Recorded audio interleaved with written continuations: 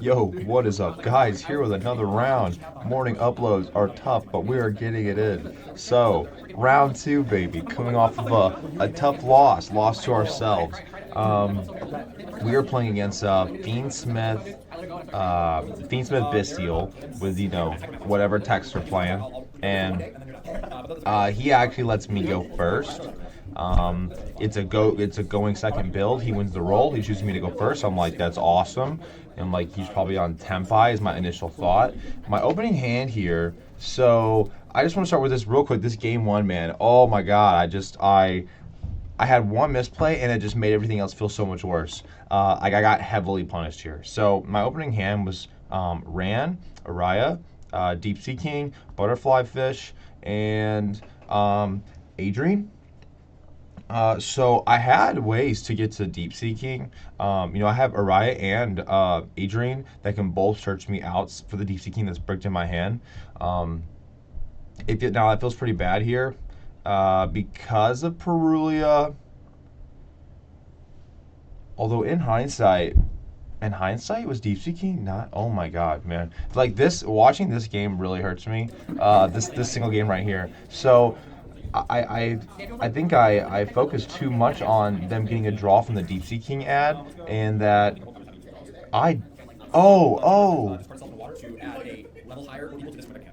yeah, I had one really big misplay here. So my big misplay here is I go Araya, ditch Butterfly Fish, and add Dragoons. I have no idea why I added Dragoons. And like almost the second I did it, I realized I'm supposed to add Squad because Dragoons is just feeding into the Perulia because the Dragoons are going to add a Prince, and then I'm going to normal summon that Prince. When I could have just added Squad, discarded Squad off of Ran instead of Dragoons, and then just summon Prince from the deck. Then he double Perulias me.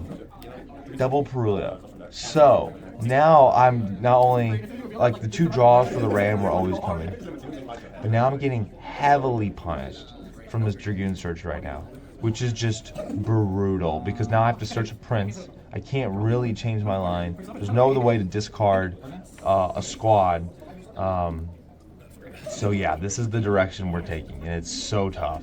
So I gotta give him another two draws, and I'm just like, oh, this feels like a losing battle at this point. My hand's so chopped versus Perulia right now, and yeah, it's not great. Not great indeed. But yeah, so maybe the other line would have been Araya, pitch, Butterfly Fish, add Squad, and then, and yeah, he has the Ash Blossom. Who knows when he got that? I mean, he drew 4 times.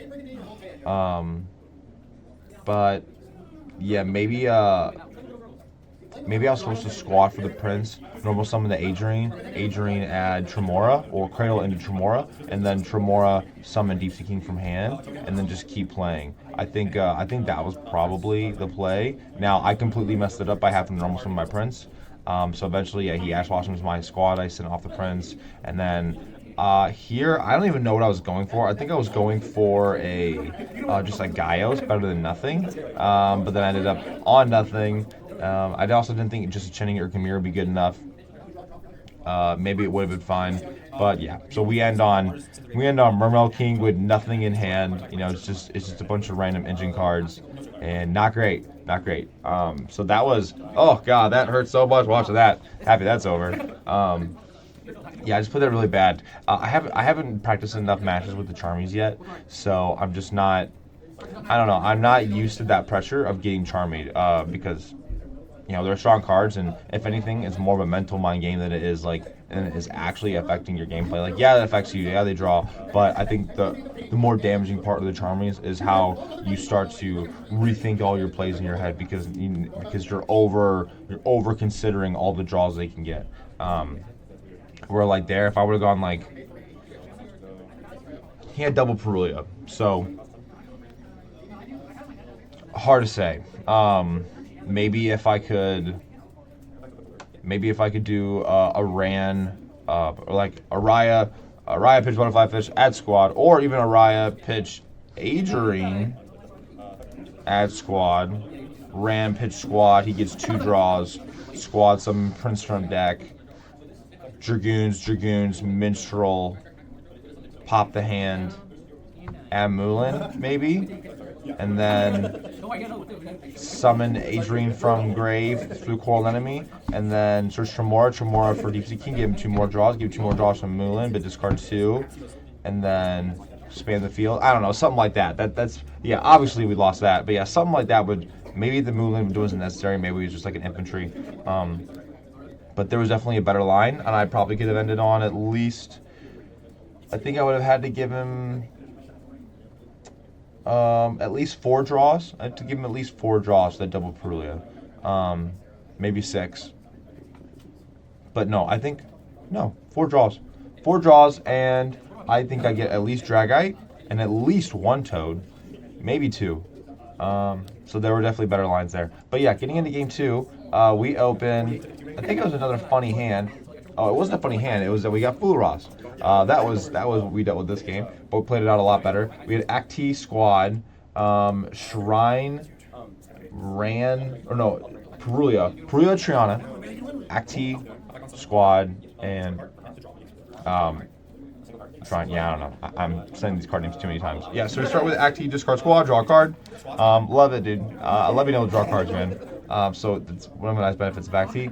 And then we drop Squad, and he changed Fluros. Now, I've actually practiced Fluros more than I practiced Perulia. Mainly because, when you're summoning Deep Sea King from deck all the time, Perulia's not actually too much of a problem. It's like, okay, here's my normal summon, Prince, draw a card. Now I'm going to go through my Deep Sea combo. And then eventually, I'm going to summon Moulin, get another draw, but discard 2, and then some Deep Sea King from my deck, and then it's just fine from there. But yeah, so here, since we summoned the Prince off of Squad, we're just sending Dragoons, adding Dragoons in grave, adding Minstrel. Gotta look at the hand. You always have to look at the hand. Never be greedy. And yeah, so obviously here, looked at, we have Phantasme and Nib. So 2 cards that we would like to deal with in some fashion. And then, yeah, we got our Moulin. And what's pretty nice is we get to Moulin him before he gets to draw too many times. So we get to focus on hitting the engine cards in case he would draw a bunch of, additional, like, non-engine. We get to disrupt him before he draws into that. So that's pretty big here, I think. Yeah, so hitting the Phantasme and Lacrima, really big. I mean, I think his whole hand was gold, basically. Actually, Phantasme, based on the end board I made, was actually a pretty weak hit now that I think about it. It turned out to be fine. But yeah, we probably would have rather have hit the Lacrima and Lubellion, probably. So here I'm letting him draw twice. I'm letting him draw for a Chinning, and I'm letting him draw for a Kraken, which ends up popping off. Kraken goes crazy against this deck. It goes crazy, yes, against Fiendsmith, but even crazier versus Bystial Fiendsmith, because he can't summon Lubellion. Because Rebellion has to tribute, like, it has to tribute whatever the Bystials are, like a dark dragon or something, or a light dragon, whatever it is. So yeah, and we did I hard open the infantry? I don't know where the infantry came from. Oh, my infantry was a draw from Acti. Crazy.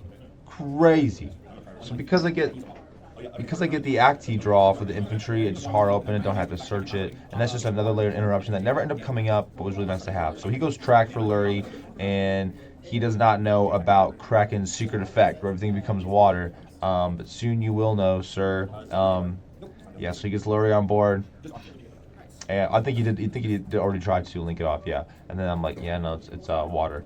That was my first time having this interaction come up, and it was super strong, and like this right here just convinced me on why Kraken's so good, that this is a really nice end board into Fluros against Fiendsmith's decks, that actually felt really safe here. So eventually, yeah, he's summoning Magnemite here, and the only thing that Magnemite scares for me about is the fact that one, it can be used to link off into anything, which is one, scary, and then also that it's strong enough to attack over my Kraken. So I'm checking Lubellion, I'm checking to see if he can tribute or not, and even though he cannot tribute it, I'm just accepting that, yeah, I think I think this is a good place to chain Chenning here. I would have maybe held off on responding to this if I didn't have infantry in hand. So because by chinning there on his own banish from Magnamut and taking care of the engraver, which is really good. Stops Rebellion, stops Magnamut, stops engraver. What if I because I have the infantry hand, the shrine banish in my graveyard is now an individual interaction where I can separate from the chinning rather than having to force it all at one place where you go, shrine, discard infantry plus the chinning banish like you're having to use too many resources in one spot, and so just being able to layer those out a little bit is nice. And then so then he goes Typhon. I'm like, yep, this force is cracking out. I'm happy with this. I chose Kraken out over the Shrine infantry because the infantry is it's during any part of the turn. So in case he goes battle phase and can have anything that's going on, like let's say like a Kaiman if he was playing Tempai, then I still have the infantry ready to go. Since Kraken is locked in the main phase, popping only. So we go back to my turn after Papa's Typhon sets a card, and I just go to Prince, and I'm like, I counted the summons in my head, even though I kind of already knew, had double check. Just like, okay, let's just get to a Bahamut, and if he can't, because he has Nib in hand, he has Nib back in hand, and so I'm thinking if I can't get to a Toad, then I just swing because he has an empty board, and I'm basically putting him on how many you have to have like two legitimate interactions to stop me. Also, I know he's a Bystial, but the Bystials don't scare me, so that interaction does not calculate in ones I'm considering as a threat, because Chenning plays around the Bystials really, really well, and it plays around the strong Bystial. Drew's Worm. Plays around Drew's Worm because Drew's Worm sends a card when it goes to the graveyard. Well, Chenning banishes. So Chenning's huge. Big boy, big Cheng. Yeah, so here we're just going full rank foreplay with the Prince, just like the standard line. And then he Valors it, and I'm like, yep, that's fine. Just needed to see the card. Because if he doesn't Valor that, then I auto win. But now that I guess I don't auto win because he has a set card. And that set card could be like an Imperm. That's actually crazy. He could have done something disgusting there if he wanted to. Now, actually, as I'm watching that, I'm thinking, wow, I overextended because he could have at the end of main phase he could have activated Valor, hit the Toad, force the gate, and then drop Nib afterwards. Because it was Prince, Pike, Dragoons, 3. Bahamut. Yeah, could have done that. That would have been crazy. Would have knocked me out. So maybe you don't go for the toe plate. Maybe you just attack. That's also where a second minstrel would have been kind of nice too, hitting that Nib on the crackback. But yeah, we'll still get this last game real quick. Man, guys, I am so sad. This is depressing. Oh my god. Yeah, something happened with my phone when this started playing. And there's some kind of SIM card notification or error that came up, whatever it was. I don't even know. I just kind of passed by. I didn't even look into it. I should have looked into it. My video cut out, guys. It cut out, dude, right as I'm about to go, man, and it was just brutal because this man goes full everything, everything except the Fiendsmith fusion that negates a bunch of face-up cards. He had everything else, and I'm just patiently waiting. I'm like, all right, this is my moment where I gotta break a board, and I have Imperm and Thrust, double squad, and Ran. Yeah, no, Imperm, Thrust, double squad, Ran, and 1-for-1. I don't know which one I draw. Maybe I draw a second squad. Excuse me. Oh, a lot of yawning today. It's the mornings, so that's how it is. This is a nice way to wake up. So yeah, I'm not really commenting over his stuff because not my deck. I don't know what he's doing. He's well, I know what he's doing. But yeah, so he's setting up. It is crazy. I do really feel like we have a pretty nice Fiendsmith matchup. Their deck just does not interact with ours like I would imagine it interacts with other decks. I think our deck flows really well into the interruptions, and the fact that the Bystials don't do anything, it just seems so impactful. And plus, we have the Imperm every single time. Although we could have had Imperm, I sided in my Droplets, I sided in my Eclipses. You know, those are nine different ways I could have dealt with this. I could have dealt with his Fenrir and Caesar, and so technically I drew the worst one. Like if I had Eclipse here, Eclipse goes so hard. Eclipse goes way harder than an Imperm does, but we at least have an Imperm. So I'm taking a moment and I'm debating. I didn't read Caesar King because I wanted to check to see if he negates spell summons as well, because I have 1-for-1, and I want to force out. So I know I have Squad, I know I have Thrust, I know I have 2 ways to get the Prince there, and I have 1-for-1. So I have 3 ways to get the Prince. I'm starting with the hardest bait. Plus I have double Squad, so we don't mind dumping one of these squads here. So just Ash check. So very nice Ash check here. That's pretty huge, especially when the follow-up card is a Thrust, because now I can normal summon my Prince, and when I normal summon the Prince, it dodges his trap and it dodges his Fenrir. So then I'm able to trigger Prince and just start going. Oh, you know what I mean, guys? Just going. So it starts to get pretty nutty from here, and yeah, since we have the Squad engraved, Arya is huge. I love Arya as a thrust target. Yeah, so normal summon Prince, then he summons the Magnamut here from something, and Side Buddy was saying that he messed up not hitting the Prince, but I normal summoned it like a boss, dude. Like a boss. So yeah, so then Prince, send Dragoon. I think we just add Dragoon here. Although I don't know if I get to. No. Oh God, guys, I feel so bad. You don't even. I'm more upset about not having this match than you guys are. I promise, because I can't even remember how the match played out.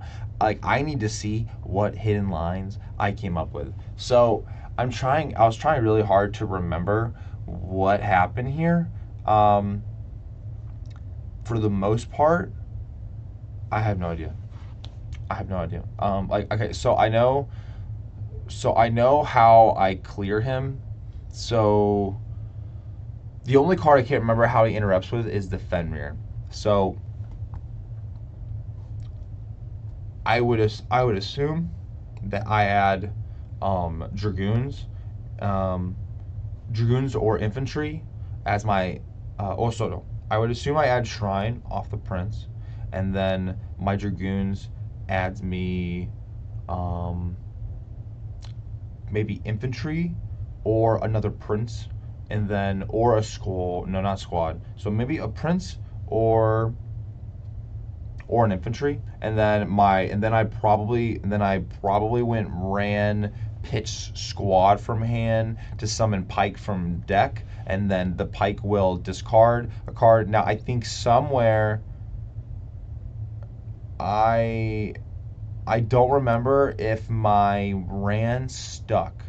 I think my Ran dies. I think I lose. Yeah, he uses his Fenrir Banish on my Ran. So I have the token, I have Prince, I summon Pike. I just can't remember what Sea Serpent I added off Dragoons. I don't remember what it was, guys. It's really killing me. Because I want to say it was Prince. I summoned Pike, discarded Prince, and summoned Dragoons from my grave. He banishes my Ran, and then I use Pike and I use Dragoons. Oh, and then Pike would then add me at level 3. Who knows what level 3 I added? I really have no idea. But then I rank 4 into Dweller because he hasn't used his trap yet. And so when I summon Dweller, he debates. He's like, oh well, this trap's just kind of dead. So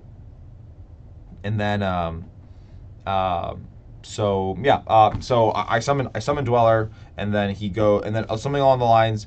So basically, right there, he knows the trap is dead.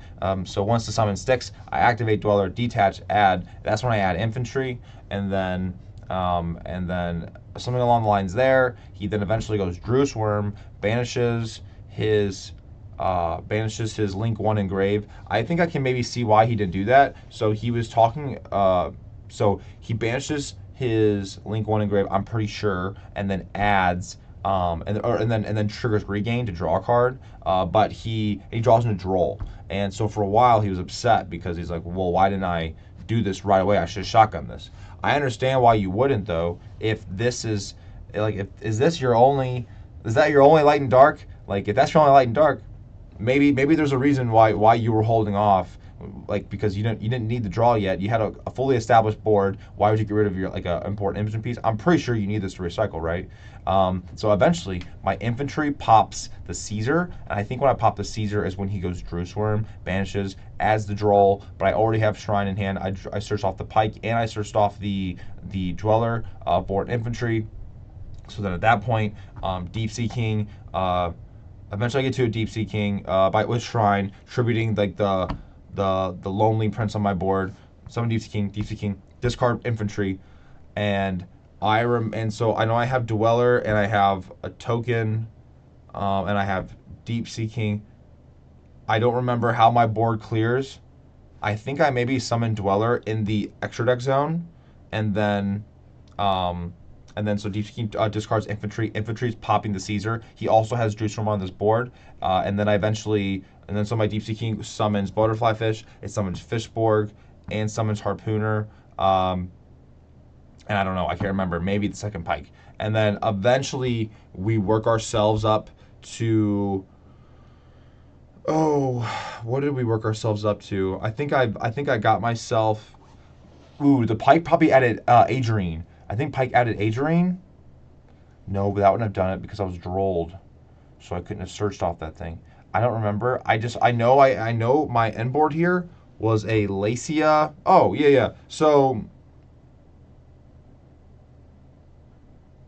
it was Dragite. I used Fishborg and Deep Sea King. I made Dragite, and then I coral my way into a Zealantis, and then I banish the board. All mine come back, so I have Zealantis, Dragite, and then 2 more waters. Or if I only had 1 water, I had Fishborg and Grave to summon back, and then I linked those 2 off to make Lacia, and then Lacia pointing. I had to make sure I did not fuck that up. Lacia pointing at Zealantis, pointing at Dragite. Dragite's 35, Zealantis is 30, and then Lacia 16. I believe that's 81. 15, 5. Yeah, 81. So then we just smack them for 81, and that's it. So big ups there, boys. Yeah, very, very fun match to play out. I'm so sad I couldn't show it to you guys. I'm happy enough I was able to like remember most of the line, but oh god. Oh, it was gunned. I had it gunned off a pike, and then when I discarded gun for Deep Sea King, but never had a target because I filled the board up, so gun couldn't trigger. But I guess in a case, but I still don't hate those lines because in a case where the gun doesn't, or the Deep Sea King doesn't resolve for some reason, and you have the gun engrave to summon back, the other squad I had in my hand, that would be the other line. You summon back squad, and then you make for Sidra, and you try and play that way. But yeah, that's our chopped up video for the day, boys. Oh, Tuffy here, Tuffy. Great match with this guy. My heart was pounding the whole time. It was so much fun. Best match of the day. But yeah, all right. That's it. Thank you guys for watching, and peace.